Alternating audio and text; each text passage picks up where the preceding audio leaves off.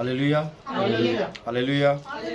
खुदा की शुक्रगुजारी हो आज एक बार फिर से खुदा की हज़ूरी में आने के लिए, खुदा के इस बड़े फजल के लिए जो खुदा ने हम सब पर किया और हम खुदा के हज़ूर आ सके हैं। इस बात के लिए खुदा की शुक्रगुजारी हो। और आप सबों की यीशु मसीह के नाम में सलामती चाहता हूँ कि खुदा ने एक बार मुमकिन फिर से किया कि हम उसके हज़ूर आ सकें और उसके हज़ूर आकर खुदा के कलाम को सुन सकें, सीख सकें, अपनी हिदायत के लिए, रहनुमाई के लिए। जैसा कि हम सब जानते हैं कि तीसरे साल के पैगामात जारी हैं। तीसरे साल की स्टडी में जो शेड्यूल बयान किया गया है उसके मुताबिक आज हमारा 11वां पैगाम है बाइबल क्लास का। लेकिन जो दूसरा पॉइंट था उसके चूँकि 9 पॉइंट थे दूसरे पॉइंट के अंदर, तो आज उसका आखिरी शिक कह लें या आखिरी पॉइंट कह लें, नावा पॉइंट, जिसको आज हम क्लियर करेंगे। और उसके बाद हमारे 2 पॉइंट जो है ये कंप्लीट हो जाएंगे।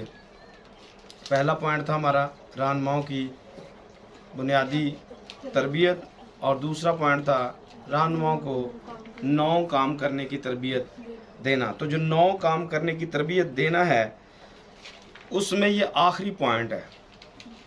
रहनुमा को बुनियादी तरबियत दी गई, या आपको बताया गया कि बुनियाद कैसी होनी चाहिए, बुनियादी चीज़ें क्या क्या हैं, एक रहनुमा के अंदर, एक लीडर के अंदर क्या कुछ होना चाहिए। और फिर दूसरा जो हमारा पॉइंट स्टार्ट हुआ ये नहायत ही ख़ास था, क्योंकि आगे जितने भी पैगामात आने वाले हैं तीसरे साल के, उनके अंदर ये 9 पॉइंट जो है ये बहुत ही बेसिक हैं, बेसिक चीज़ है। यूँ समझ लें कि अगर आपने इस पर अमल करना स्टार्ट कर दिया तो आप एक बेहतरीन लीडर, खादम, रहनुमा साबित हो सकते हैं। अगर ये 9 काम हमारी ज़िंदगी में हो गए। पहला काम क्या है? पहला काम खुदा की आवाज़ का मुंतज़िर होना है। 9 कामों में से पहला काम क्या है? खुदा की आवाज़ का पहले नंबर पर खुदा का मुंतज़िर होना है, और नंबर 2 पर खुदा की आवाज़ सुनना, और नंबर 3 पर खुदा की आवाज़ की फर्मा बरदारी करना, नंबर 4 पर सब्र से बर्दाश्त करना, और नंबर 5 पर यूसुफ की ज़िंदगी से सीखना, और नंबर 6 पर हादसा बनने से बचना, नंबर 7 पर बदी से भागना, और नंबर 8 पर हर किस्म के लालच और बुत परस्ती को रद्द करना। और आज आखिरी और 9वां पॉइंट 13 मसा हासिल करना। आज का जो हमारा पॉइंट है 13 मसा हासिल करना। पीछे वाला जो पॉइंट था, जो 8वां पैगाम पॉइंट था, वो काफ़ी ज़्यादा जल्दी में मैंने बयान किया था। लेकिन अगर हम चाहें तो उस पर ही आज एक बार फिर से पैगाम दिया जा सकता है, क्योंकि उसके अंदर बहुत सारी बातें ऐसी थी जो बयान नहीं की गई थी, जिसको छोड़ दिया गया था। लेकिन कुछ बातें जो नहायत ही ख़ास हैं, कभी हमने इसको पहले इस तरह से सुना हो, पढ़ा हो शायद, क्योंकि स्टोरीज तो हम सब पढ़ते हैं या हमने पढ़ी हुई हैं, लेकिन कुछ बातें ऐसी होती हैं जो खुदा की ख़ास मर्ज़ी से समझ में आती हैं और ख़ास वक्त पर जाकर वो समझ में आती हैं। तो लालच से बचने की सबसे बड़ी वजह हमने सीखी कि लालच से हम कैसे बच सकते हैं। तो उसका तरीका था कि हम देना सीखें। हम जो बंदा देना नहीं सीखता वो लालच से एक दिन भर ही जाता है, और जो बंदा देने का आदी होता है, देता रहता है, वो लालच से बचा रहता है। ये एक बहुत ही ख़ास कुलिया है, और इसी कुलिया को लेते हुए अगर हम आज के दौर में खादमों का चेकअप करें, लीडर्स का चेकअप करें, तो आज खादम इसी के अंदर फंस गए हैं कि खादम देना पसंद नहीं करते, लेना पसंद तो करते पर देना पसंद नहीं करते। हालांकि बाइबल ऐसा कहती है कि देना लेने से मुबारक है। मुबारक खाली लेने में नहीं है, देने में। लेकिन हम चूंकि इस मुआशरे में रहते हैं, हमारा जहन, हमारे ख्याल इस किस्म के बन गए हैं कि शायद लेना ही लेना ये जो ब्लेसिंग है, हालांकि लेना ब्लेसिंग नहीं है, देना ब्लेसिंग है। और आज हम फंस गए इस बात पर कि हमने ट्रेंड बना लिया या हम समझते हैं कि हमारी ज़रूरत है। पिछले पैगाम में हमने इस बात को भी देखा था कि पैसा एक खिदमत के अंदर या दुनिया के अंदर ज़रूरी है, लेकिन इतना भी ज़रूरी नहीं है। पैसा ज़रूरी है, इतना भी ज़रूरी नहीं है। हाँ, बहुत सारे लोग ये कहते हैं, आपको मिलते हैं, ये पेट लगा हुआ है, इसको भी तो पालना है, तो कौवे काफ़ी हैं पेट पालने के लिए। कौवे काफ़ी हैं, आपकी रोटियां देने के लिए आपके लिए काफ़ी हैं। लेकिन आपको और मुझे इस बात को समझना है कि मैंने खुदा का काम करना है। फोकस खुदा पर करना है या फोकस दौलत पर करना है। दो चीजें हमने देखी थी कि दो खुदा हैं, एक इस्राएल का खुदा है और दूसरा दौलत खुदा है। दौलत को हमने देखा था कि दौलत देखने में सिर्फ पैसा है, लेकिन पैसे के पीछे कंट्रोल किसका है, पीछे शक्ति कुवत कौन है? इबलीस है। तो झुक कर मुझे सजदा कर दे, दुनिया की सारी शान और शौकत मैं तुझे दे दूंगा। फिर मैंने बताया दुनिया आज पैसे के लिए अपने जिस्म अपनी रूहें बेच रही हैं, सिर्फ पैसा लेने के लिए। और आज बड़े बड़े दानिश्वर लोग, बड़े बड़े खूबसूरत लोग अपनी खूबसूरती को बेचकर पैसा कमा रहे हैं। सिर्फ पैसा ही पैसा सब कुछ नहीं है। पैसा, इसको यूं समझिए कि यह जरूरी, इतना जरूरी है कि आपकी गाड़ी चल नहीं सकती पेट्रोल के बगैर। पेट्रोल होगा तो गाड़ी चलेगी, ये इतना जरूरी है। जितना जरूरी गाड़ी में पेट्रोल है, इतना जरूरी पैसा है। लेकिन अगर आप कहें जी गाड़ी को ही पेट्रोल में रख दें, गाड़ी को ही उठा के, क्योंकि गाड़ी में पेट्रोल डालना जरूरी है, गाड़ी को पेट्रोल में के अंदर रख दे, क्या ये गाड़ी चलने के काबिल रहेगी? हाँ, तो हम तो ये समझ रहे थे कि गाड़ी के लिए पेट्रोल बहुत जरूरी है। हाँ, इतना जरूरी कि वो टैंकी के अंदर तक रहे, टैंकी के अंदर तक वो जरूरी है, टैंकी के बाहर पेट्रोल की कोई जरूरत नहीं है। तो पैसा भी हमारी सिर्फ जरूरत तक हमारे लिए जरूरी है। जरूरत के ज्यादा होगा तो ये परेशान करेगा, ये तकलीफ देगा, ये गुनाह के अंदर लेके जाएगा। क्योंकि बाइबल में लिखा है कि पैसे की दोस्ती हर तरह की बुराई की जड़ है। हर तरह की बुराई की जड़ कौन सी चीज? पैसा। बहुत सारी चीजें हैं जो हम नहीं कर पाते, सिर्फ पैसा नहीं है। दिल करता है ये भी कर ले, वो भी करें, वो भी करें, वो भी करें, और फिर पीछे वापस आ जाते क्योंकि पैसा नहीं है।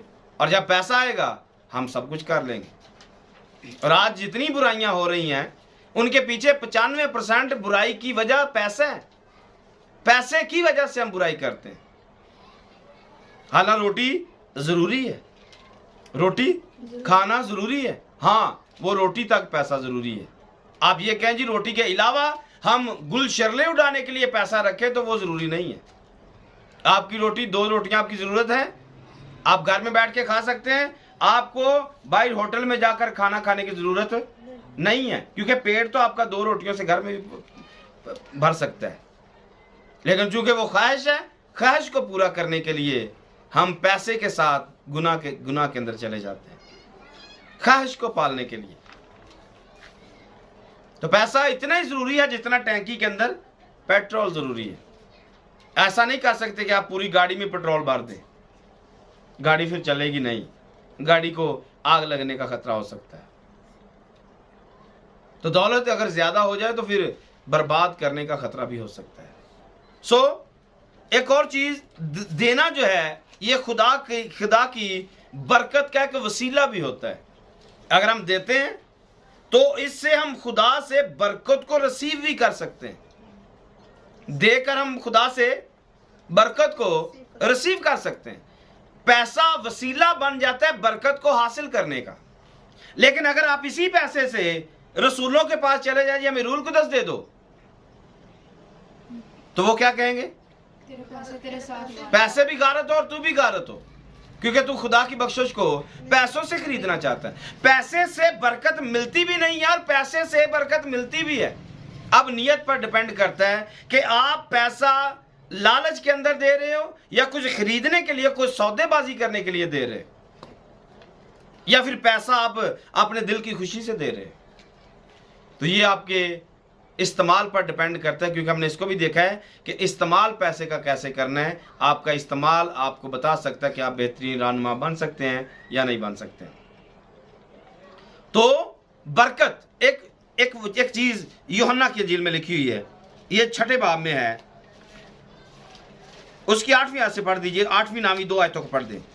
यूहन्ना की इंजील 6 बाब उसकी 8वीं और 9वीं आयत, 2 आयतें पढ़ दीजिए।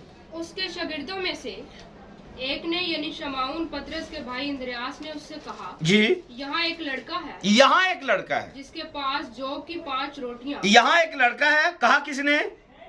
इंद्रियास ने। पतरस के भाई इंद्रियास ने उससे कहा यहाँ एक लड़का, यानी कि दो संडे पहले मैंने इसका लिंक दिया था कि इंद्रियास के पास अपने पास कुछ भी नहीं था, लेकिन उसने किसी एक लड़के की तलाश कर ली जिसके पास रोटियां और मछलियां मौजूद थी। आपके पास पैसा नहीं है, आपके पास कुछ भी नहीं है, आप किसी को तलाश तो कर सकते हैं।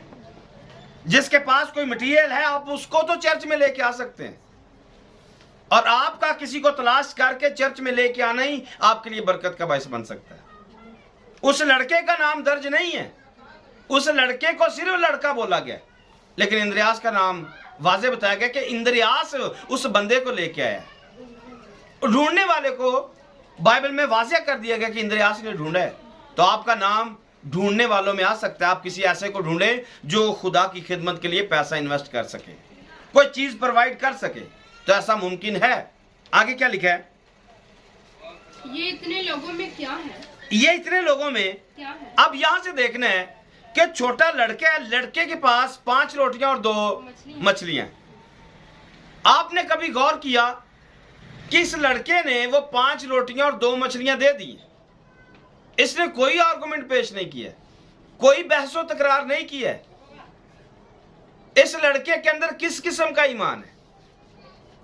बाकी सबके पास रोटी नहीं है, सबके पास रोटी नहीं है। एक ही लड़के के पास रोटी है और उसने चुपचाप वो रोटी दे दी है। कैसे मुमकिन है? हाँ, लाइट ऑन कर दे बेटा। कैसे मुमकिन है? एक बंदे के पास, एक बच्चे के पास 5 रोटियां और 2 मछलियां हैं, बाकी किसी के पास कुछ नहीं है।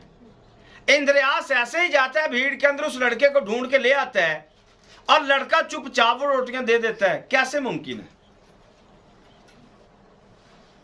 कभी सोचे?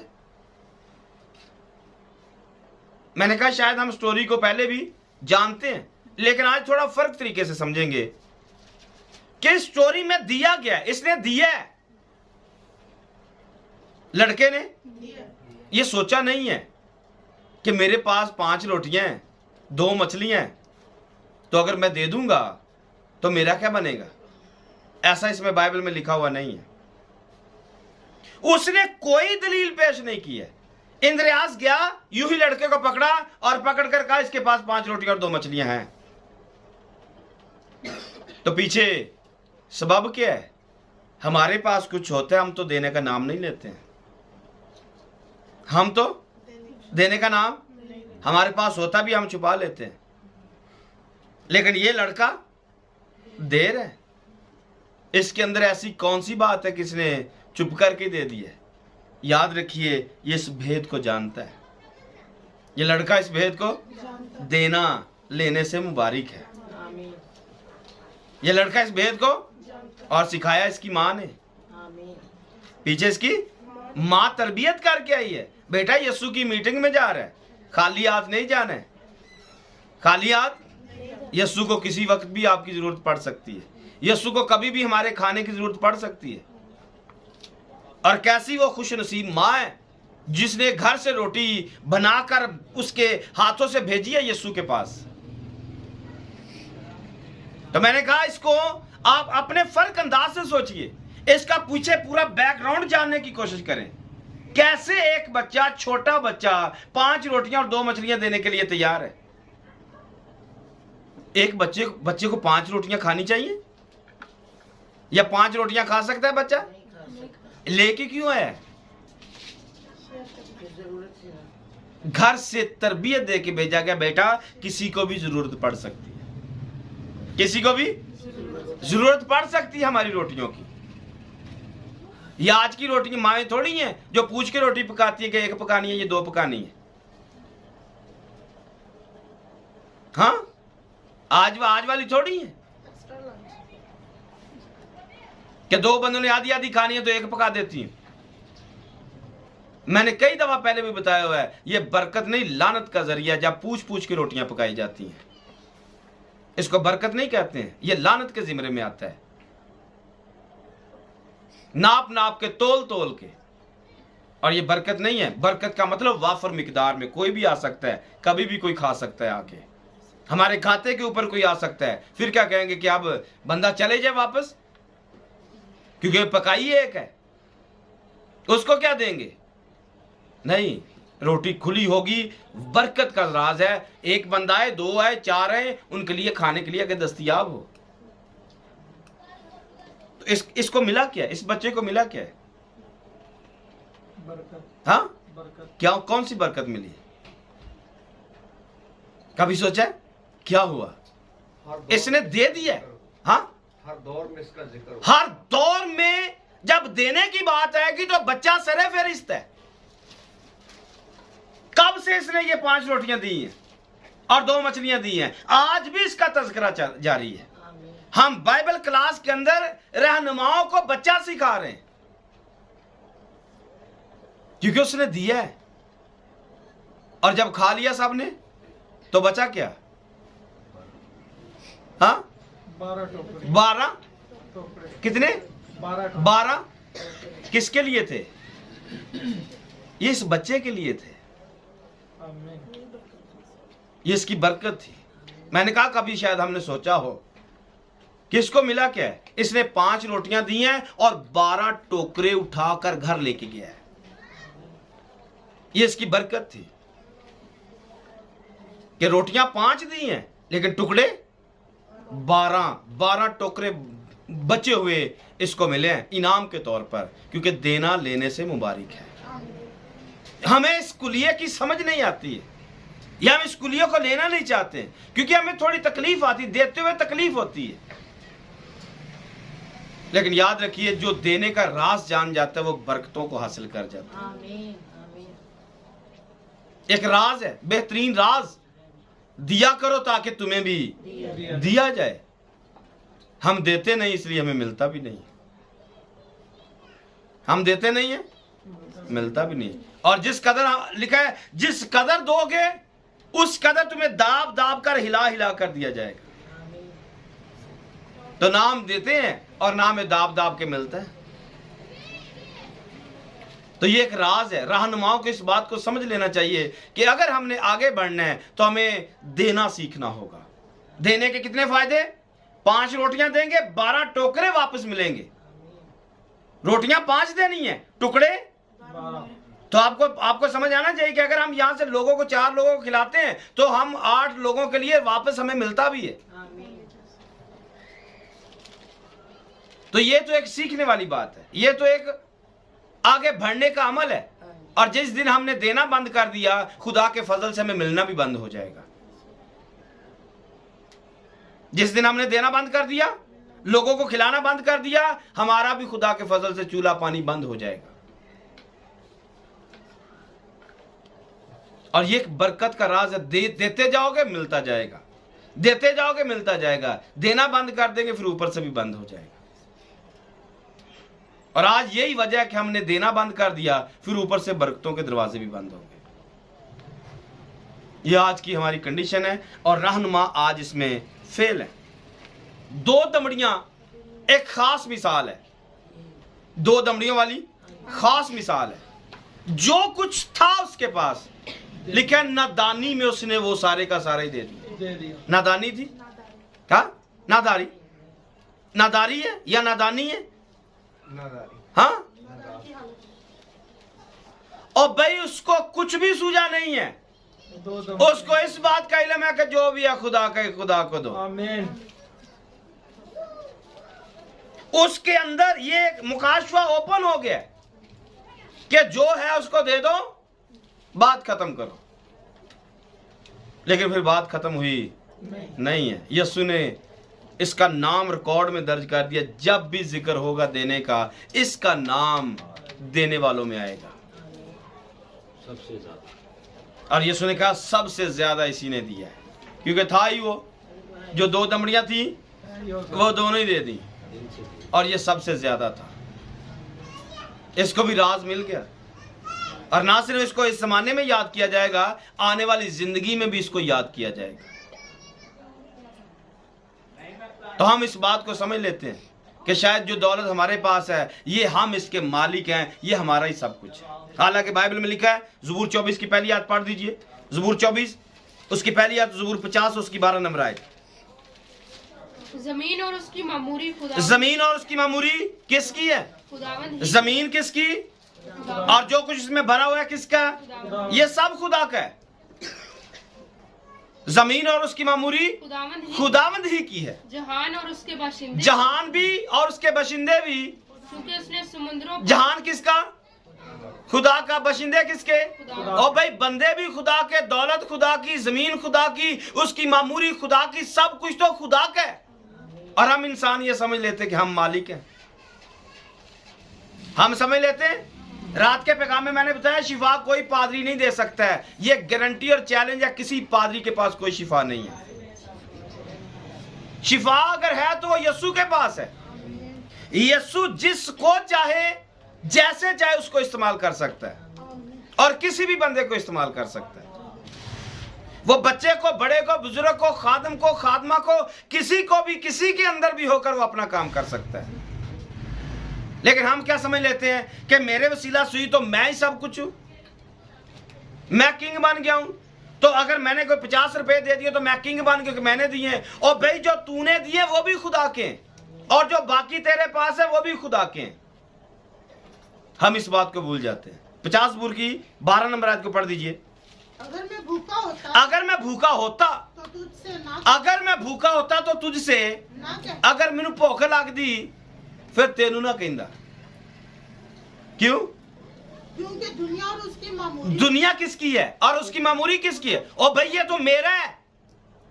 खुदा हमारे पैसे का भूखा नहीं है, खुदा बैलों बछड़ों का भूखा नहीं है।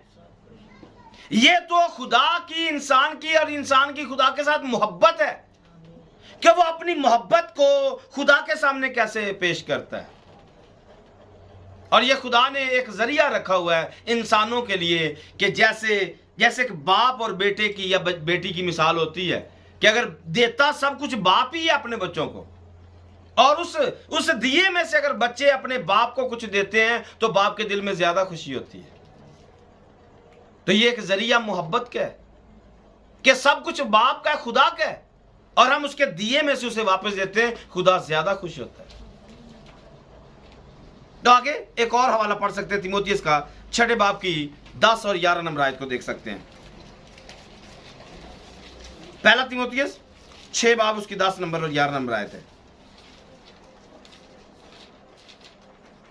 क्योंकि ज़र की दोस्ती हर किस्म की बुराई की जड़ है। ज़र की दोस्ती हर किस्म की बुराई की जड़ है। पैसे के साथ प्यार है, पैसे के साथ प्यार है, और पैसे से प्यार क्या लिखा है? हर किस्म की बुराई की जड़ है। और आगे क्या लिखा है? जिसकी आरजू में बाज ने ईमान से गुमराह होकर अपने दिलों को तरह के गमों से, किसके चक्कर में? सिर्फ पैसे को हासिल करने के चक्कर में। और आगे क्या लिखता है? मगर ऐ मर्दे खुदा, तू इन बातों से भाग। इस पैसे से प्यार नहीं करना है, तू इनसे भाग। और रास्तबाजी, दीनदारी, ईमान, मोहब्बत, सब्र और हिल्म का तालिब हो। एक मर्दे खुदा को इन बातों की जरूरत है कि वो दीनदार हो, रास्तबाज हो, ईमान, मोहब्बत और सब्र और हिल्म का तालिब रहे, पैसे का नहीं। लेकिन आज ये चीजें तो शायद हमारे अंदर नहीं है, लेकिन पैसे की हवस जरूर है। शायद हम समझ लेते हैं कि पैसा ही सब कुछ है, पैसा जरूरी है। मैंने आपको बता दिया, पैसा सिर्फ इतना ही जरूरी है जितना गाड़ी के अंदर पेट्रोल जरूरी होता है, टैंकी के अंदर। इससे ज्यादा होगा तो नुकसान हो जाएगा। और दूसरी चीज कि इस बात के लिए हमें फैसला करना पड़ेगा, दौलत हमें चलाती है या खुदा हमें चलाता है। खुदा चला। अगर खुदा चलाता है तो फिर खुदा के अंडर रहते हुए हमने इस दौलत का इस्तेमाल करना है। और जो असूल बाइबल ने बताए उसके मुताबिक अपना 10वां हिस्सा या अपनी शुक्रगुजारियां, अपने हदिये या अपनी मन्नतें हमें जरूर ही खुदा तक पहुंचाना है, ताकि हम बरकत ले सकें और बरकत दे सकें और एक अच्छे रहनुमा बन सकें। ये हमारी बुनियादी जरूरत है। अगर आप दाई यकी देना पसंद नहीं करते हैं तो समझ लीजिए आप बरकतों के दरवाजे भी अपने ऊपर बंद रखना चाहते हैं। वो बरकतें नहीं मिलने वाली हैं जो खादम के पास होती हैं, और ये फाइनल है, इसमें कोई शक नहीं है। 10वां हिस्सा, ये तो हमने दाई यकी के पैगाम में भी बताया हुआ है कि 10 का हिस्सा तो बहुत कम है। नए अहदनामा के मुताबिक आएंगे तो आपको 100% देना पड़ेगा और साथ में अपनी जान भी देना पड़ेगा।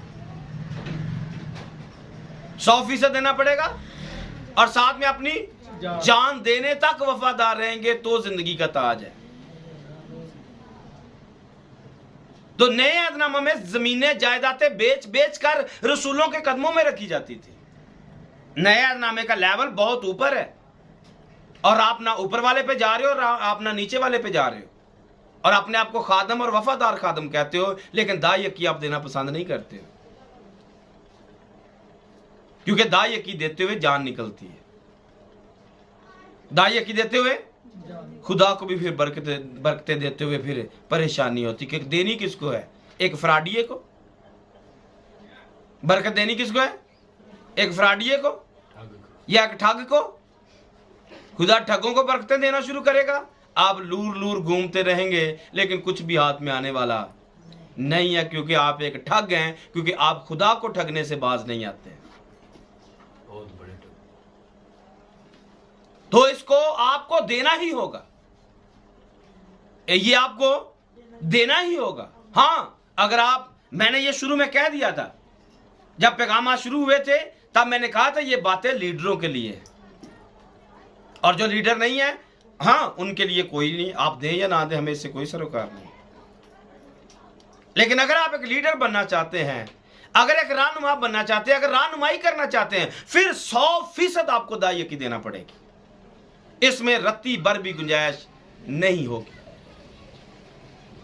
ये कानून आपके लिए भी उतना ही है, मेरे लिए भी उतना ही है, और हर उस शख्स के लिए उतना ही है जो खिदमत करना चाहता है और लोगों को लीड करना चाहता है। क्योंकि अगर लीड करने वाला ठग है तो पीछे सारी पार्टी भी ठग ही है,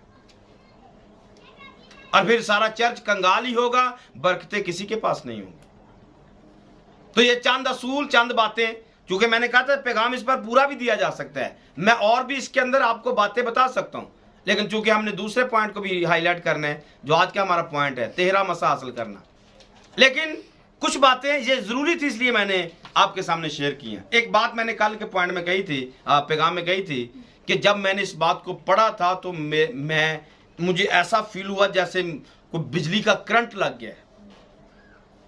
इस बात को जब मैंने स्टडी किया कि मुझे मजदूर नहीं बनना है, मुझे मजदूर, क्योंकि मजदूर के बारे में खादमों ने यह ट्रेंड चलाया हुआ है कि मजदूर अपनी मजदूरी का हकदार है। मजदूर अपनी मजदूरी का, जी हाँ, बाइबल ने ऐसा ही कहा है। तो बात तो सच है कि आपने मजदूर बनना है या चरवाहा बनना है। मजदूर बनना है, चरवाहे और मजदूर में फर्क क्या है? कि मजदूर सिर्फ दिहाड़ी लगाने वाला होता है और भेड़ों की फिक्र नहीं करता है।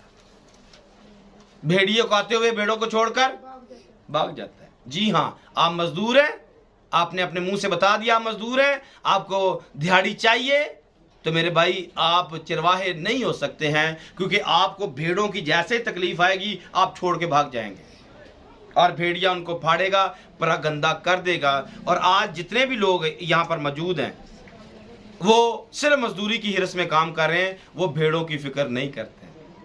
वो सिर्फ पैसे वाले के पीछे जाते हैं, जो पैसा देगा उसकी फिक्र करेंगे, जो पैसा नहीं देगा उसकी फिक्र नहीं करेंगे। जो पैसा देगा, दाई यकी देगा, अच्छी रोटी पकाएगा, उसकी फिक्र होगी, उसके पास आया जाया भी जाएगा, उसकी खैरोफियत भी पूछी जाएगी, उसके साथ फ़ोन पे राब्ते भी होंगे, लेकिन अगर कुछ देता नहीं है फिर उसकी पूछगाछ भी नहीं हो सकती। तो अगर ऐसा है तो फिर आप एक मजदूर हैं, आप चरवाहे नहीं हैं। और ये बात मुझे जिसने करंट लगाया कि आपने लोगों पर उम्मीद नहीं लगानी है।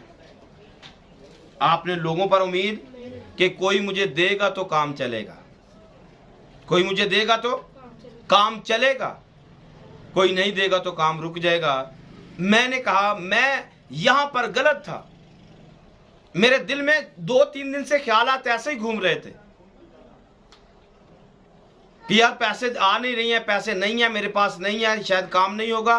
फिर जब मैंने इसको स्टडी किया, इस पॉइंट को मैंने स्टडी किया, तो मेरे अंदर इस बात ने हलचल मचाई है कि भाई तू बंदों पर डिपेंड कर रहा है, तू खिदमत तू खुदा की कर रहा है, खादम तू खुदा का है, और पैसे लोग देंगे तो काम चलेगा।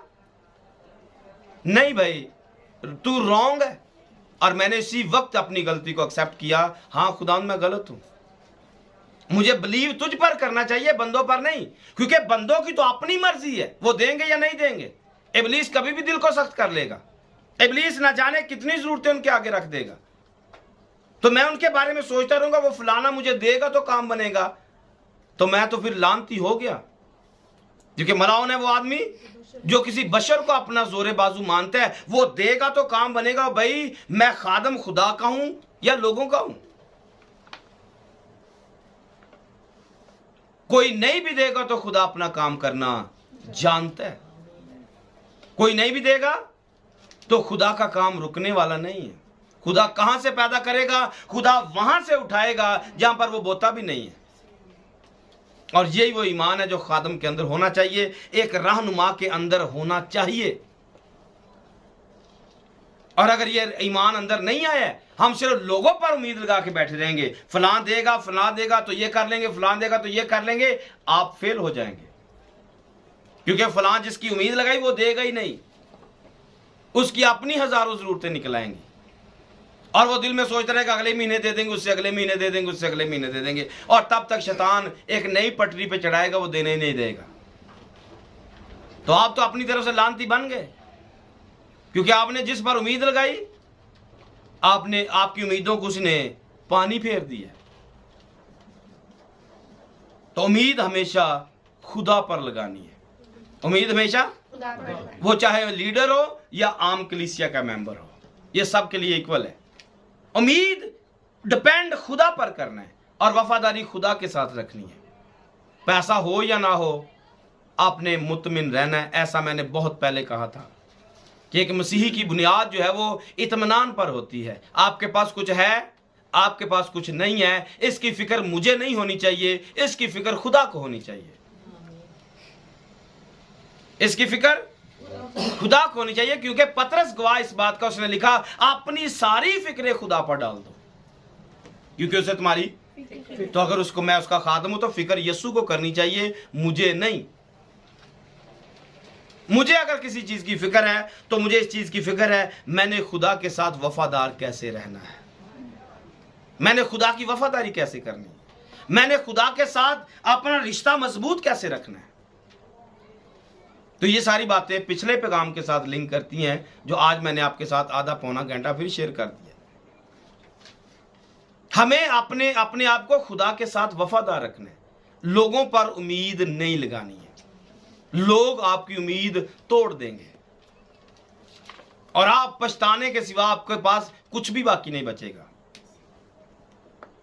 क्योंकि लोगों पर उम्मीद लगाने से आप फेल होंगे, पास नहीं होंगे। पर उम्मीद अगर खुदा पर रहेगी, आप हर वक्त कामयाब रहेंगे। आमीन। सो आइए अपने आज के मजमून पर, 13 मसा हासिल करना। खुदा मेरे बारे में और आपके बारे में ये चाहता है कि हमारी खिदमत जो है वो मौसर हो और फलदार हो। खुदा ऐसा चाहता है मेरे बारे में, आपके बारे में।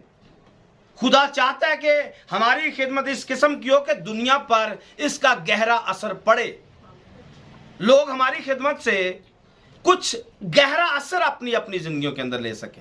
खुदा ऐसा चाहता है।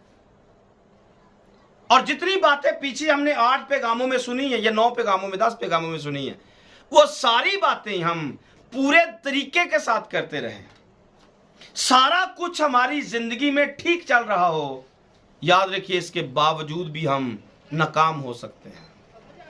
सारी बातों को दोहराया नहीं जा सकता है क्योंकि सारी बातें बहुत ज्यादा हैं जितनी हमने अभी तक सुन रखी हैं तीसरे साल की। अगर वो सारी बातें भी हमारे अंदर हों फिर भी हम रूहों को जीतने में नाकाम हो सकते हैं। पैसे का इस्तेमाल सही करें, अपने पैसे का इस्तेमाल सही करें, अखलाकी या बद इखलाकी किसी भी समझौते के साथ समझौता ना करें, कुछ भी कर ले, गुनाह से भागते भी रहे, इसके बावजूद भी हम नाकाम रह सकते हैं, कामयाब नहीं हो सकते। कामयाब होने के लिए एक बहुत ही खास चीज है जिसके बगैर रहनुमा कामयाब नहीं हो सकता, और वो है पाक रूह का मसा हासिल करना। पाक रूह का आप बाकी सारी बातें तरतीब के साथ करते रहें, लेकिन खुदा का रूह, खुदा का मसा आपकी जिंदगी में नहीं है, कुछ भी होना मुश्किल है।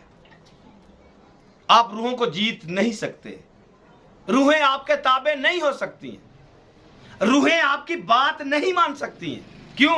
क्योंकि आपने खुदा के रूह को हासिल नहीं किया और खुदा के मसा को आपने हासिल नहीं किया। आइए एक हवाला पढ़ लेते हैं। मुकाशवा किताब में से पहला बाब है और उसकी छठी आयत है। मुकाशवा पहला बाब और उसकी 6 नंबर आयत। और हमको एक बादशाही भी और अपने खुदा और बाप के लिए कायन भी बना दिया। आमीन। क्या लिखा है?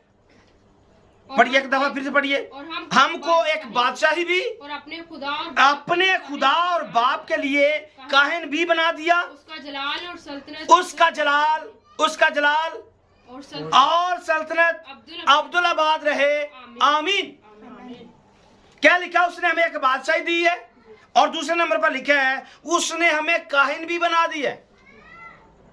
उसने बादशाही भी दी, काहिन भी बना दी है। खुदा चाहता है, खुदा याद रखिए इस बात को हमेशा, खुदा चाहता है क्या? हम बादशाहों की इसी कुव्वत को हासिल करें। खुदा चाहता है हमारे अंदर, पादरी सैमुअल के अंदर एक बादशाह की अथॉरिटी इसके अंदर होनी चाहिए।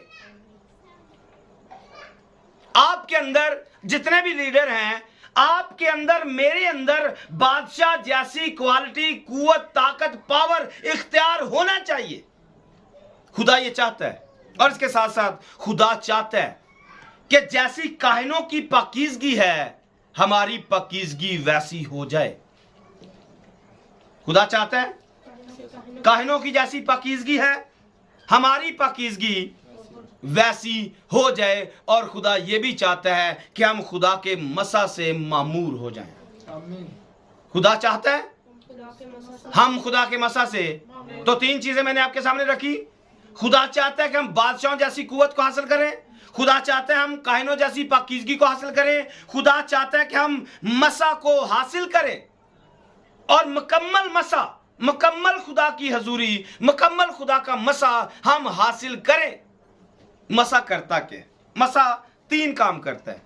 नंबर 1 पर वो रिहाई देता है, नंबर 1 पर वो, नंबर 2 पर वो कुव्वत देता है, और नंबर 3 पर वो निजात मुहैया करता है। खुदा का मसा रिहाई देता है, कुव्वत देता है और निजात देता है। और यशायाह की किताब में आप इसको पढ़ सकते हैं। यशायाह की किताब 10वां बाब, खास आयत है, इसको ध्यान से पढ़िएगा। 10 बाब और उसकी 27 नंबर आयत।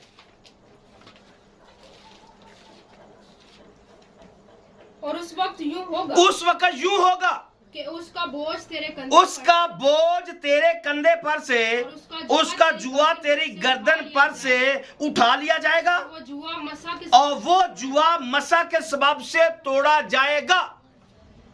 वो जुआ मसा के सबब से, जी हाँ, मैंने यही कहा कि इस मसा को हासिल करने जो जुए तोड़ देते हैं, जो गर्दन पर से जुए को हटा देते हैं, जो आजाद कर देता है, जो बहाल कर देता है, जो निजात दे देता है, खुदा ये चाहता है, खुदा ये चाहता है। लेकिन इसके साथ साथ याद रखिए, मसा एक तरह का नहीं है। मसा एक तरह का, पुराने अहदनामा के अंदर 3 किस्म के मसा थे। 3 तरह से लोगों को मसा किया जाता था। याद रखिए, पहला मसा कोड़ियों का मसा है। पहला मसा कोड़ियों का, और दूसरा मसा काहिनों का मसा है, और तीसरा मसा बादशाहों का मसा है। कोड़ियों का मसा किया जाता, काहिनों को मसा किया जाता, बादशाहों को मसा किया जाता था। ये 3 किस्म के मसे पुराने अहदनामा के अंदर, माजी के अंदर, इस बाइबल मुकद्दस के अंदर रहे हैं। कोड़ी जब कोड़ से पाक होता है, यह अहबार 14वें बाब में है, क्योंकि इसको पढ़ेंगे नहीं, लंबा हो जाएगा। अहबार 14वां बाब, इसको जरूर पढ़िए, इसके अंदर पूरी तरतीब बयान की गई है। एक हैरान करने वाली बात, शायद कभी आप पहले हैरान हुए हो, पुराने अहदनामा के अंदर जितने भी कोड़ी थे, शायद एक भी कोड़ी कोड़ से पाक नहीं हुआ। शायद एक भी कोड़ी कोड़ से, जब शरीयत लिखवाई जा रही थी, जब अहबार 14वां बाब लिखवाया गया, शायद कोई भी कोड़ी पाक साफ इस तरह से नहीं हुआ। जितनी कुर्बानियां वहां पर लिखी गई, आपके माइंड में आएगा, ओ वो कोड़ी नुमान आया था, एक ही आएगा, खुटकेगा। लेकिन अगर वो आया था, हैकल में कुर्बानियां नहीं गुजरान के गया था। वो आया, हैकल में कुर्बानियां नहीं गुजरानी है। और एलीशा का नौकर जो कोड़ लेके आया, वो कोड़ी का कोड़ी ही रहा। मैंने कहा जितने उसकी तरतीब बताई गई है कि कोड़ी को जब पाक करना है, फिर पाक करने के बाद कुर्बानी कौन सी करनी है, फिर मसा उसको कैसे करना है, लहू कैसे लगाना है। याद रखिए, ये सारे का सारा एक नबूवती पहलू था। सारे का सारा एक नबूवती पहलू है कि कोड़ी को पाक कैसे किया जा सकता है। सो इसके लिए 3 या 4 चीजें खास हैं। नंबर 1 पर वहां पर एक खून बहाया जाता है, एक कुर्बानी की जाती है, और कुर्बानी के अंदर खून बहाया जाता है। जब कोड़ी को कोड़ से ऐलान करता है काहिन कि ये पाक हो गया है, उसे कुर्बानी करना पड़ती है। सबसे पहले उसे खून बहाना पड़ता है। नंबर 2 पर उसे अपने गुनाहों पर तौबा और उनका इकरार करना पड़ता था कि मैंने जो गलती किया उसकी वजह से अब मैं पाक हो गया हूं, खुदा मुझे माफ कर चुका है। नंबर 2 पर एक बहता हुआ पानी है जिसके साथ उसको नहाया जाता है। और नंबर 4 पर तेल से फिर उसे मसा किया जाता है। और जो लहू, बर्रे का लहू है, उसको लेकर जब उसे मसा किया जाता है, उसको कान की लो पर, दाहिने हाथ पर और बाएं पैर के अंगूठे पर उसको लगाया जाता। तेल भी लगाया जाता और लहू भी लगाया जाता। और यही एक नबूवती पहलू है एक नए अहदनामे के दौर के बंदे के लिए, या मेरे लिए और आपके लिए, जिसको हमने, जो आज का टाइटल है, 13 मसा हासिल करना। 13 मसा में से पहला जो मसा है वो कोड़ी का मसा है। हम सब जो गुनाह की वजह से कोड़ी हो जाते हैं, इस पर हमारे घंटों के लेक्चर ऑलरेडी बने हुए हैं। दूसरे साल की स्टडी में मैंने कोड़ियों पर बहुत लंबे लंबे पैगाम दिए। कोड़ी को जब पाक किया जाता है तो कोड़ी का मर्ज लगता क्यों है, इसके पीछे बैकग्राउंड बताई गई है। कोड़ी होता कैसे? जुबान की वजह से, लुतरापन करने की वजह से। हमारी जुबान, लुतरापन हमें कोड़ी बना देता है। और जब तक लुतरापन रहता है, बंदा कोड़ी रहता है। और फिर कोड़ी की निशानियां बताई गई हैं। उसकी क्या क्या निशानी है? बाल बिखरे रहते हैं, हाँ, चकनाहट सर के अंदर नहीं रहती है, कपड़े फटे रहते हैं, और हर वक्त वो नापाक करता रहता है। और फिर उसका ये होंठ जो उसको आगे से कवर रखता है। ये कोड़ी की निशानी है।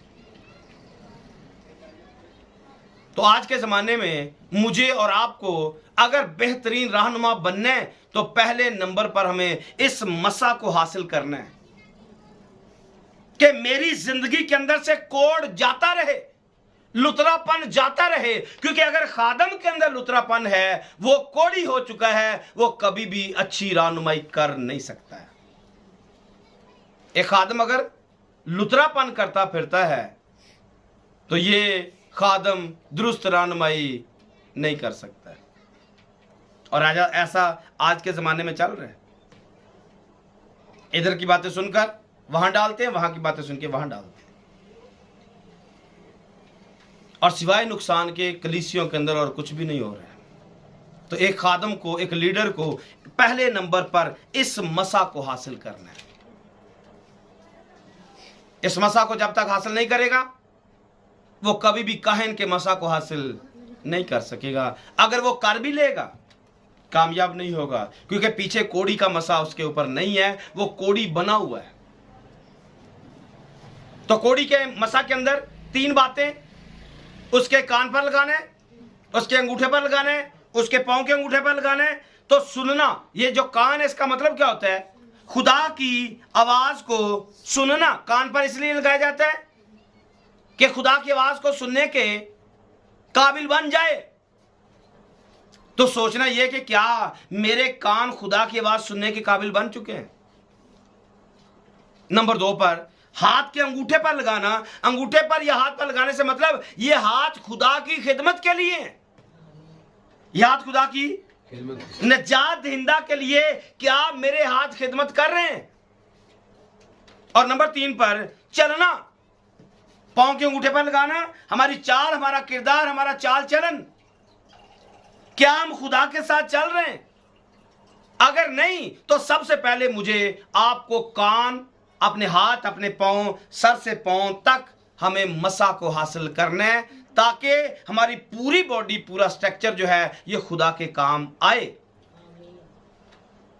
अगर आपके हाथ किसी और तरफ जा रहे हैं, पैर किसी और तरफ जा रहे हैं, कान किसी और तरफ जा रहे हैं, आप अच्छे रहनुमा नहीं बन सकते। आप अच्छे रहनुमा नहीं बन सकते।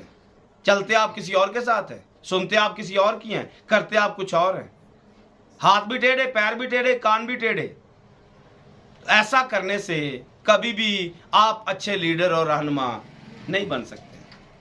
तो नबूवती तौर पर मैंने आपको बताया, ये खून जो है, ये खून हमारे खुदावंद यीशु मसीह का है। खून हमारे, जिसको हमने अपने कानों पे लगाना है, अपने हाथों पे लगाना है, अपने पांव पर लगाना है। और फिर तौबा करनी पड़ेगी, और तौबा के साथ वहां पर बहता हुआ पानी है जिसमें नहाना पड़ता है। यहाँ पर बपतिस्मा है, और वहां पर तेल से मसा किया जाता है, यहाँ पर पाक रूह से मसा किया जाता है। तो कोड़ी के मसा में हमारा मसा, हमारा जो आज का मसा है, हम उसको कैसे हासिल कर सकते हैं? तौबा करके, यीशु मसीह के नाम में पानी से बपतिस्मा लेकर और रूहुल कुदस को हासिल करके हम कोड़ी के मसा से पाक हो सकते हैं। कोड़ी का मसा या उसकी ब्लेसिंग को अपने ऊपर ले सकते हैं। नंबर 2 पर काहिन का मसा है। काहिन का मसा भी सेम उसी तरह का ही है। सबसे पहले काहिन को मखसूस किया जाता है, लेकिन मखसूस जब किया जाता है तो वहां पर भी एक बेअब बर्रे की कुर्बानी की जाती है, और इसके साथ साथ उसको पानी के साथ गुसल दिया जाता है। काहिन को पानी के साथ गुसल दिया जाता है, और फिर काहिन का लिबास चेंज किया जाता है, और फिर उसे कपड़े, नए कपड़े पहनाए जाते हैं ताकि वो खिदमत के लिए आगे बढ़ सके। और फिर उसे तेल के साथ मसा किया जाता है।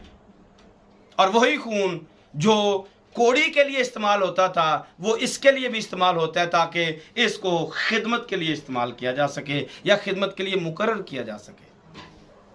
एक आयत पढ़ ले इसकी, खुरूज की किताब में से 30 नंबर बाब है और उसकी 29 नंबर आयत है। पाकीज़गी के लिए मसा करना। जी, 30 बाब की 29 नंबर आयत है। तू उनको मुकद्दस करना, तू उनको मुकद्दस करना, ताकि वो नहायत पाक हो जाए। तू उनको मुकद्दस करना, ताकि वो नहायत पाक हो जाए। नहायत पाक हो जाए। जो कुछ उनसे छू जाए, जो कुछ उनसे छू जाए वो पाक ठहरेगा। वो पाक। ये पाकीज़गी का मसा है जिसको एक लीडर ने हासिल करना है, एक काहिन ने हासिल करना है। पहला मसा क्या है? कोड़ी से, कोड़ से पाक होने का मसा। एक खादम को कोड़ से पाक होना है। नंबर 2 पर पाकीज़गी का मसा। पाकीज़गी का मसा इस कदर पाक है कि कोई खादम के साथ छू जाए वो पाक हो जाएगा। हमने रहनुमाई करनी है। हमने, अगर खादम ही नापाकी के अंदर है तो वो किसी दूसरे को पाक कैसे करेगा? वो किसी दूसरे को पाक कैसे करेगा? अगर खादम ही गुनाह के अंदर है, वो दूसरे को कैसे गुनाह से निकाल सकता है? तो दूसरा मसा क्या है? काहिन का मसा और जो पाकीज़गी का मसा है उसको हासिल करना। नंबर 3 पर बादशाहों का मसा। पहला सैमुएल देख सकते हैं 10वां बाब उसकी पहली आयत और इसके साथ 16वां बाब उसकी 12 और 13 नंबर आयत है। फिर सैमुएल पहला सैमुएल 10 बाब की पहली आयत और उसके बाद 16वां बाब उसकी 12 और 13 नंबर आयत। फिर सैमुएल ने तेल की कुप्पी ली सैमुएल ने तेल की कुप्पी ली, और उसके सर पर उंडेली उसके सर पर उंडेली और उसे चूमा और उसे चूमा। और कहा, क्या यही कहा यही बात है, बात नहीं कि खुदावंद ने तुझे मसा किया ताकि तू उसकी मिरास का पेशवा ताकि तू उसकी मिरास का पेशवा हो। तो अगला वाला पढ़िए 16वें बाब की 12 नंबर आयत। सो वो उसे बुलवा कर वो से बुलवा कर अंदर लाया। वो सुर्ख रंग और हसीन था। और खुदावंद ने फरमाया उठ और उसे मसा कर, उठ और उसे मसा कर, क्योंकि वो यही है। तब सैमुएल ने तेल का सींग लिया और उसे उसके भाइयों के सामने मसा क्या किया? मसा किया। और खुदावंद की रूह उस दिन से आगे दाऊद पर जोर से नाजिल होती रही। फिर सैमुएल उठकर रामा को चला। ये बात है, खुदा का बादशाहों का जो मसा है ये कुव्वत और इख्तियार की अलामत है, या कुव्वत और इख्तियार को जोर को देता है। जब कोई शख्स कोड़ी से पाक होता है, कोड़ जिंदगी से निकल जाता है, वो कोड़ी यूं समझे कि वो रास्तबाज होने के लिए अपने आप को पेश कर देता है। कोड़ी रास्तबाज होने के लिए अपने आप को पेश कर देता है। ये एक तरह से बात है। नंबर 2 पर फिर दूसरा मसा, काहिन का मसा, पाकीज़गी का मसा। एक खादम तैयार हो गया है पाकीज़गी के लेवल के अंदर। और नंबर 3 पर बादशाह का मसा, एक खादम अपनी पावर इख्तियार के साथ इख्तियार को हासिल करके अब वो पूरी पावर के साथ काम कर सकता है। 3 चीजें आपके सामने आ रही है, समझ आ रही है, नहीं आ रही? क्या मैंने बताया है? कोड़ी के मसा को हासिल करना है, यानी कि कोड़ से हम पाक हैं, हमने कोड़ी का मसा हासिल कर लिया, अब हम पाक हैं। नंबर 2 पर काहिन का मसा, यानी कि पाकीज़गी का मसा हमने हासिल कर लिया। और नंबर 3 पर बादशाह का मसा, यानी कि पावर और इख्तियार को हमने हासिल कर लिया। और इसी को तेहरा मसा कहा जाता है, जो आज का हमारा टाइटल है, तेहरा मसा हासिल करना। आज के जमाने में ये 3 मसे लोगों की जिंदगी पर नहीं है, लीडरों की जिंदगियों पर नहीं है। चंद मिनटों के लिए मैं कुछ बातें, कुछ मिसालें आपके सामने रखना चाहता हूं।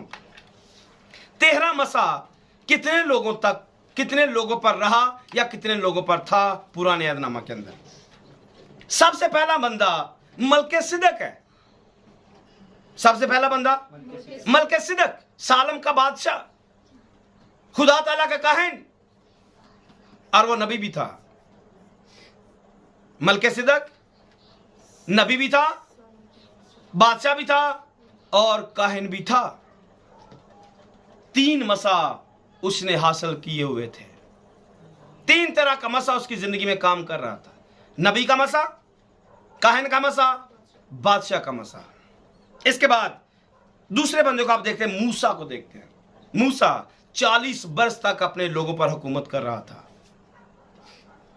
40 बरस तक वो लोगों को लीड करता हुआ पावर के साथ और इख्तियार के साथ काम कर रहा था। इसके साथ साथ वो काहिन भी था और वो नबी भी था। काहिन भी था और वो नबी भी था। नंबर 3 पर काजी, जितने भी कुजात की किताब में काजी आए हैं, वो अपने जमाना में वो बादशाह भी थे, वो काहिन भी थे और वो नबूवत भी करते थे। और चौथा नंबर सैमुएल का है। सैमुएल अपने जमाना में जब जरूरत पड़ती थी वो कुर्बानी भी करता था। वो बादशाह भी था, काजी भी था, हुकूमत करता था और इसके साथ साथ वो नबी भी था। और ये मलकीसिदक से लेकर सैमुएल नबी तक ये तेहरा मसा था जो लोगों की जिंदगियों में काम करता था। ये नबी का काम भी करते थे, नबूवत भी करते थे, वक्त आने पर ये कुर्बानी भी करते थे, वक्त आने पर लोगों पर हुकूमत भी करते थे, पावर के साथ और इख्तियार के साथ। मूसा का इख्तियार तो ये था कि फरियाद क्यों करता है, समंदर से कहा ये 2 टुकड़े हो जाएगा। इसके पास तो इतना बड़ा इख्तियार है। तो ये मसा सैमुअल के बाद आगे बढ़ा नहीं है। सैमुअल के बाद आगे बढ़ा नहीं। जब लोगों ने बादशाह मांगा, लोगों ने, तब ये मसा तकसीम हो गया। तब ये मसा यहां से चंद मिनट की बात है जो अब आपने सुननी है। मलकीसिदक से लेकर सैमुअल नबी तक, कुज़ात की किताब में काजियों पर, सैमुअल नबी तक, मलकीसिदक पर, और इसके साथ साथ हमने देखा मूसा पर। ये 3 किस्म के मसा रहते थे। वो पावर के अंदर रहते थे। वो कहानत का काम भी करते थे, नबी का काम भी करते थे, वो बादशाह का काम भी करते थे। लेकिन जब साउल आता है तो साउल चूंकि लोगों की डिमांड था, तो तब वो उस वक्त पावर के साथ और इख्तियार के साथ तो आ गया, क्योंकि उसके ऊपर जब उसके ऊपर तेल उंडेला गया तो खुदा का रूह उस पर जोर से नाज़िल हुआ। खुदा का जोर, उसका इख्तियार, उसकी पावर उसके ऊपर थी। लेकिन एक दिन वक्त आया जब सैमुअल नबी का वेट कर रहा था, तो वेट करते करते जब सैमुअल नहीं आया तो उसने कुर्बानी खुद ही कर दी। कुर्बानी क्या पास हुई? हाँ, ये कुर्बानी उसके लिए फंदा बन गई। ये कुर्बानी उसके लिए। मैं आज बहुत सारे लोगों से कहना चाहता हूं, खादमों से, अपनी जिंदगी पर गौर जरूर कीजिएगा कि आप बादशाह का मसा हासिल कर चुके हैं, आप काहिन का मसा हासिल कर चुके हैं, या आप कोड़ी का मसा हासिल कर चुके हैं।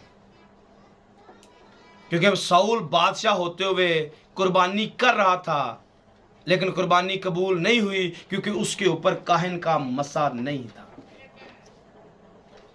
उसके ऊपर काहिन का मसा नहीं था। हालांकि पीछे अगर कुर्बानी सैमुअल करे तो सैमुअल कुर्बानी करेगा, वाजिब है। सैमुअल नबी भी था, वो बादशाह भी था अपने दौर के अंदर, और वो काहिन भी था। ये कर सकता था, इस तक वो मसा मौजूद था, लेकिन साउल पर वो मसा मौजूद। उसने बगैर मसा से कुर्बानी करना शुरू कर दिया, और यही कुर्बानी उसके लिए वो बाले जान बन गई, और उसकी बादशाही रद्द हो गई। फरीसियों के अंदर ये घमंड पाया जाता था, रूहानी गुरूर से वो भरे हुए थे। हवाला पढ़ ले, 2 तीमुथियुस 3 बाब उसकी दूसरी आयत से। 2 तीमुथियुस 3 बाब उसकी दूसरी आयत से। क्योंकि आदमी खुद गर्ज जरदोस्त शेखीबाज। आदमी कैसे होंगे? जरदोस्त, शेखीबाज, मगरूर, बदगो। आमीन। ये मगरूर जो हैं, ये फरीसी मगरूर हो चुके थे, क्योंकि ये अपने आप को काहिन समझते थे, और ये थे भी, इसमें शक भी नहीं है। लेकिन दूसरी जो 2 चीजें थी वो इनके पास नहीं थी। ना तो ये बादशाह थे, और ना ये कोड़ी का मसा हासिल कर चुके थे, क्योंकि इनके अंदर गुनाह जो था वो कूट कूट के भरा हुआ था। ऊपर से सफेदी फिरी हुई कब्रें, अंदर नजासत से भरे हुए थे। लेकिन गरूर और घमंड तकब्बर इतना था कि ये यीशु को भी नहीं छोड़ रहे थे, लेकिन नहीं जानते कि इन पर मसा किस किस्म का है। नहीं जानते थे कि मसा तकसीम हो चुका है।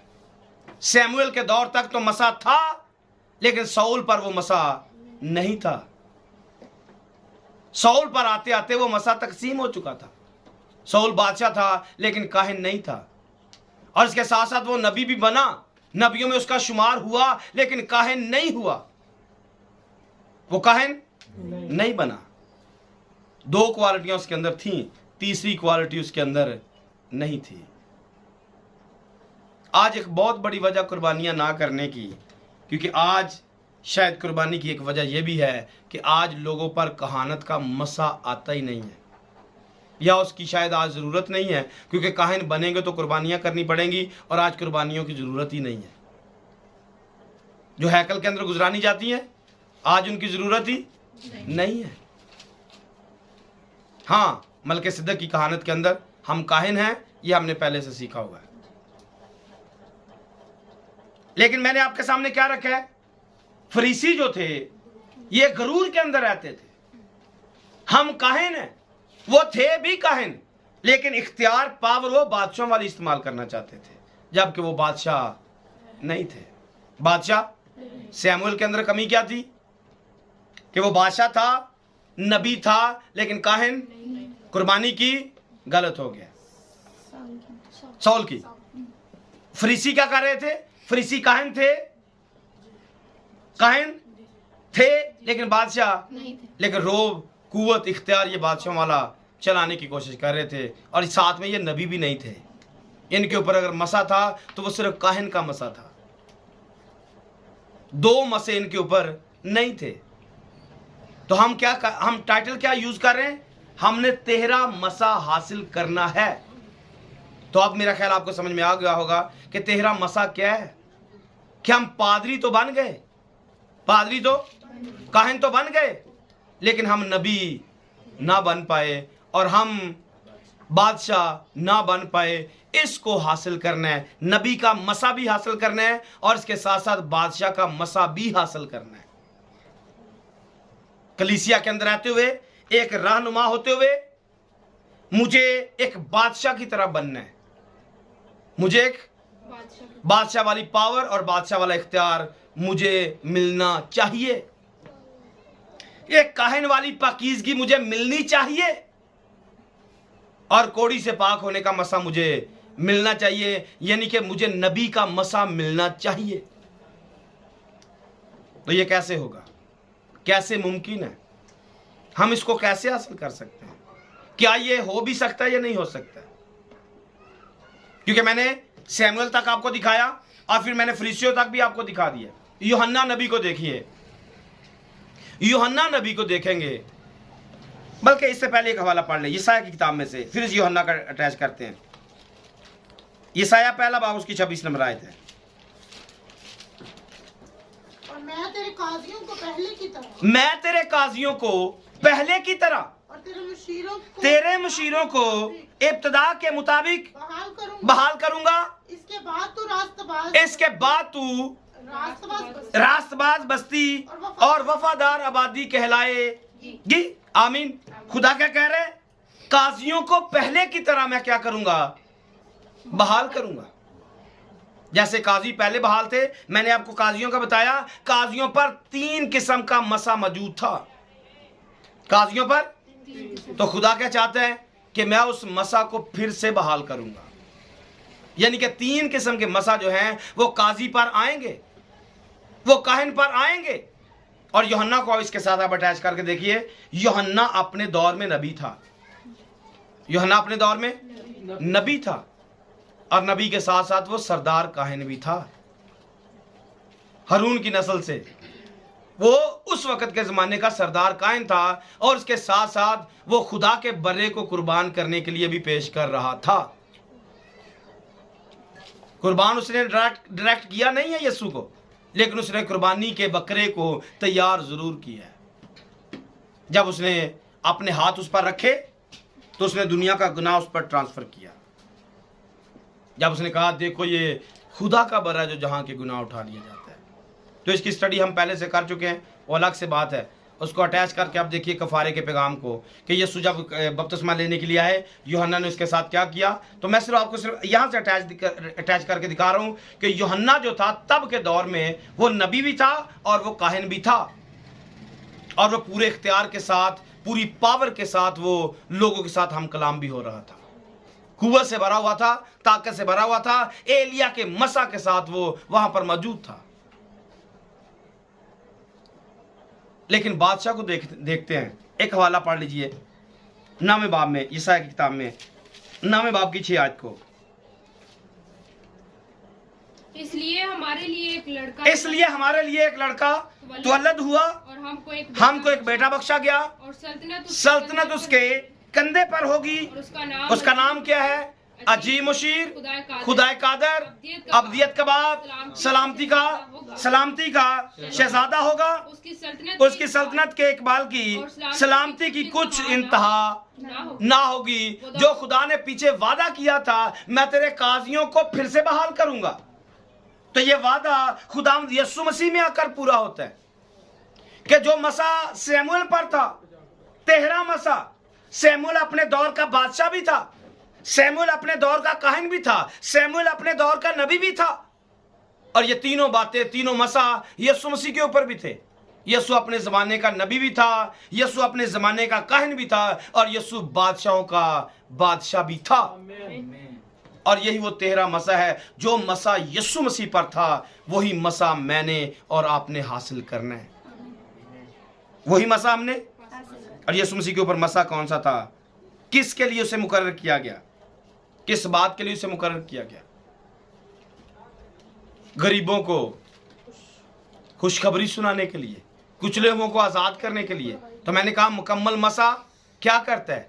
रिहाई देता है, कुव्वत देता है, निजात देता है। यीशु मसीह के मसा ने ये तीनों काम किए। लोगों को रिहाई भी बख्शी, लोगों को कुव्वत भी बख्शी, और लोगों को निजात भी बख्शी। अगर मैं और आप इसको हासिल कर लेते हैं तो हमारे वसीला से लोग रिहाई भी पाएंगे, कुव्वत भी पाएंगे और निजात भी पाएंगे। अगर आप और मैं जो लीडर हैं इसको हासिल नहीं करते, ना तो मेरे वसीला से कोई रिहाई पाएगा, ना कोई निजात पाएगा, ना कोई कुव्वत पाएगा।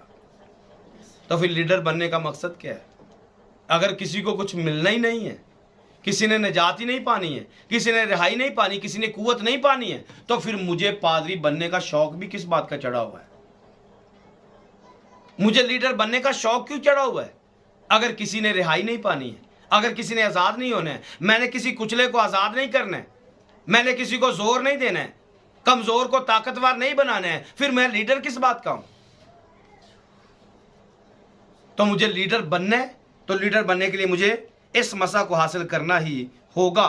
तो मसा हासिल कैसे किया जा सकता है? ये आखिरी सवाल है। मसा हासिल कैसे किया जा सकता है? 13 मसा हासिल कैसे किया जा सकता है? इसका आसान सा कुलिया है, तौबा करना पड़ेगा। क्या करना होगा? नए सिरे से पैदा होना पड़ेगा। दूसरे नंबर पर बपतिस्मा लेना पड़ेगा। यही वो कुलिया है जो कोड़ी को पाक करने का कुलिया है। यही कुलिया काहिन को बनाने का कुलिया है। यही कुलिया पावर हासिल करने का कुलिया है, बादशाह बनने का कुलिया है। क्योंकि जो पहली आयत हमने पढ़ी थी उसने हमें एक बादशाही दे दी है।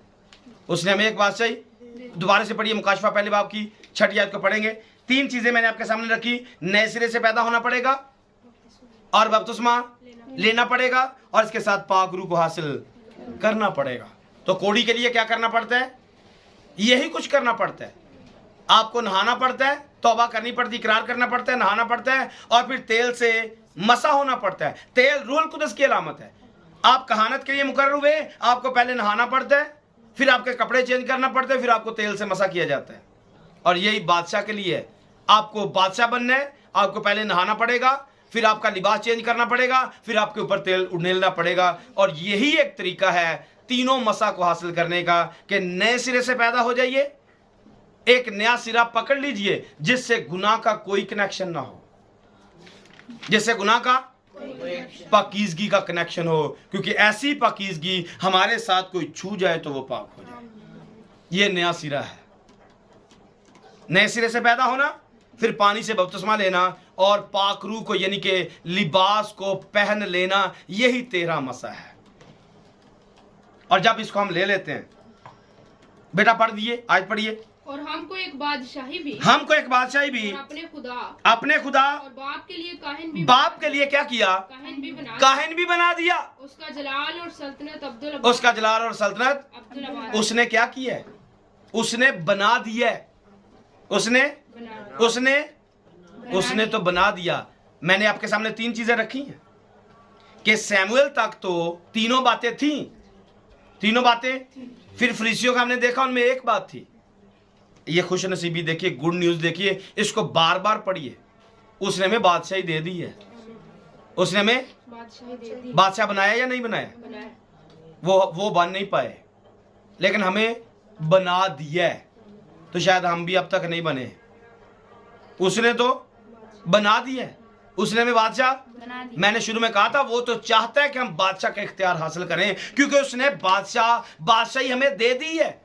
ये तो हमारी नालायकियां हैं कि हम शैतान की बादशाही में घूमते रहते हैं, हालांकि हमारी एक बादशाही मुकर्रर कर दी गई है।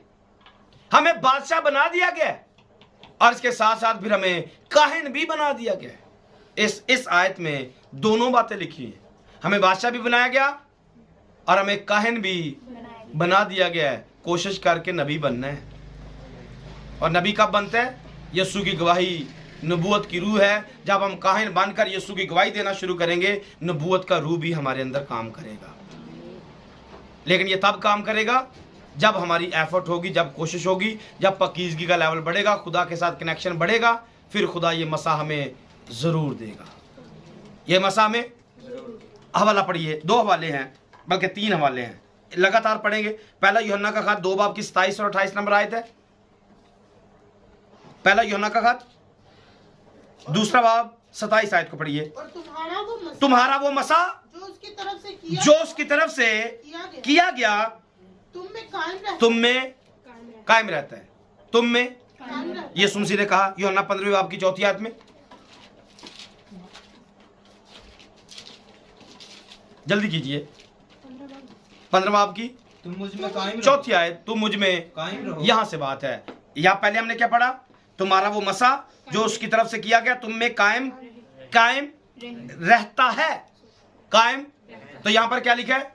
तुम मुझ में कायम तुम मुझ में कायम रहो। ये दरमियानी चीज है कि उसने तो बना दिया है, बादशाह भी बनाया हुआ है, काहिन भी बनाया हुआ है। फर्क हमारे अंदर है कि हम कायम नहीं रहते। फर्क हमारे अंदर है, हम कायम नहीं रहते। वरना अगर कायम रहे तो बेटा दोबारा से पढ़िए 27 आयत को। अगला हिस्सा क्या कह रहा है? अगला हिस्सा कह रहा है और तुम इसके मोहताज नहीं, अगर कायम रहोगे तो फिर इसके मोहताज नहीं हो। किसके? कि कोई तुम्हें सिखाए। बल्कि जिस तरह वो मसा जो उसकी तरफ से लिखा है बल्कि जिस तरह वो मसा जो उसकी तरफ से किया गया है तुम्हें सब बातें सिखाता, तुम्हें सब बातें सिखाता, तुम्हें सब बातें सिखाता। तब सिखाएगा जब कायम रहेंगे। तब सिखाएगा जब। यही प्रॉब्लम हमारे अंदर है और आज यही नामी तरबियत है कि हमने मसीह में कायम रहना है। हमने मसीह में, तो पीछे हमने कितनी बातें पढ़ी हुई हैं? खुदा का मुंतज़िर रहना है, कायम है, साथ जोड़ना है। क्योंकि मैंने कहा था सारी बातें लिंक करेंगी। एंड में मैंने कहा था सारी बातें तो कायम रहना है। आखिरी पॉइंट क्या है? मसीह में कायम रहना। तो इसके साथ पहला पॉइंट जोड़िए, खुदा का मुंतज़िर होना। क्या मैं उसमें कायम हूं?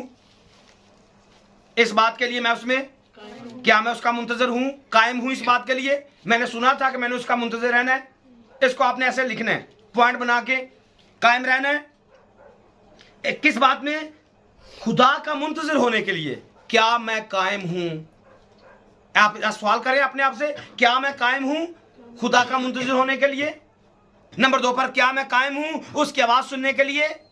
क्या मैं कायम हूं खुदा की आवाज की फरमाबरदारी करने के लिए? क्या मैं कायम हूं सब्र से बर्दाश्त करने के लिए? क्या मैं कायम हूं यूसुफ की जिंदगी से सबक सीखने के लिए? क्या मैं इसमें कायम हूं हादसा बनने से बचने के लिए? क्या मैं इसमें कायम हूं बदी से भागने के लिए? क्या मैं इसमें कायम हूं हर तरह के लालच और बुत परस्ती से भागने के लिए? और मैं क्या कायम हूं तेरा मसा हासिल करने के लिए? ये आखिरी पॉइंट है, कायम रहना। अगर कायम रहेंगे तो उसका मसा हमें हर बात सिखाएगा। उसका मसा हमें हर बात सिखाएगा और एक रहनुमा को इसमें कायम रहना है ताकि वो लोगों से नहीं यीशु से सीख सके। लोगों से नहीं। आखिरी हवाला पढ़ दीजिए, कुलसियों का खत है 2 बाब, कुलसियों 2 बाब उसकी 6 आयत है। ये आखिरी आयत है जिसको हम पढ़ेंगे। बस जिस तरह तुमने मसीह यसू खुदावंद को कबूल किया, उसी तरह क्या करना है? उसमें चलते रहना है और उसमें जड़ पकड़ते तामीर होते जाओ। और जिस तरह तुमने तालीम पाई उसी तरह ईमान में मजबूत रहो और खूब शुक्रगुजारी करने की जरूरत है कि हम जो बेवजूद थे और नकम्मे थे, उसने हमें अपनी खिदमत के लिए चुना, उसने हमें लीडर बनने के लिए चुना है और उसने हमें तेहरा मसा देने के लिए चुना है। अगर आपको मिल गया है तो शुक्रगुजारी से भर जाइए, अगर नहीं मिला तो दुआ करें कि खुदा मुझे वो तेहरा मसा दे ताकि मैं नबी का मसा हासिल कर सकूं, ताकि मैं काहिन का मसा हासिल कर सकूं, ताकि मैं बादशाह का मसा हासिल कर सकूं। और वो बादशाही जो उसने मुझे दी है मैं उसमें कायम रहकर एक काहन की खिदमत कर सकूं और खुदा के नाम को जलाल दे सकूं, उसमें जड़ पकड़ता जाऊं, उसमें तमीर होता जाऊं और खुद भी खुदा के साथ रहूं और लोगों को भी इसके लिए लीड कर सकूं। आमीन। सो खुदा इस कलाम के वसीले हम सबों को बरकत बख्शे, रहनुमाई दे, हमारी रहनुमाई करे ताकि हम उसकी रहनुमाई में चलते जाएं और उनकी इन बातों को अपने दिल में रखकर इसके मुताबिक ज़िंदगी बसर करें ताकि हम बेहतरीन रहनुमा बन सके। खुदा हम सबों को बरकत बख्शे। आमीन। God bless you all.